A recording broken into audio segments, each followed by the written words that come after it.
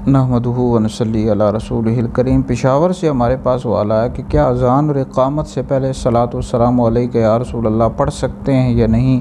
बाज़ लोग कहते हैं पढ़ना बिदअत है। तो इस वाले से जी मेरा फ़तवा भी मौजूद है। फ़तवा इंशाल्लाह सोशल मीडिया पर, व्हाट्सएप पर, दीगर जगहों पर शेयर कर दूँगा। अज़ान और इक़ामत से पहले सलातो वस्सलामु अलैका या रसूल अल्लाह बिल्कुल पढ़ सकते हैं, जायज़ है। कुरान मजीद में मुतलक तौर पर इरशाद फरमाया, या अय्युहल्लज़ीना आमनू सल्लू अलैहि व सल्लिमू तस्लीमा, ऐ ईमान वालों आप पर दरूद और सलाम भेजो। तो जो लोग मना करते हैं आप उनसे पूछें कि किसने मना किया है, किस किताब में लिखा हुआ है कि अज़ान और इक़ामत से पहले सलातो वस्सलामु अलैका या रसूल अल्लाह नहीं पढ़ सकते। आप उनसे सवाल करें। अल-मुअज्जमुल औसत जिल्द नंबर 8 में ये रिवायत मौजूद है।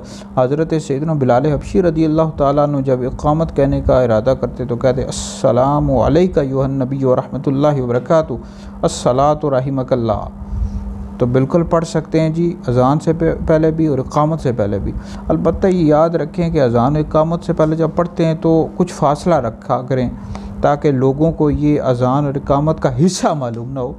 बहरहाल अज़ान से पहले भी पढ़ सकते हैं और इक़ामत से पहले भी पढ़ सकते हैं जी, कोई हर्ज नहीं है।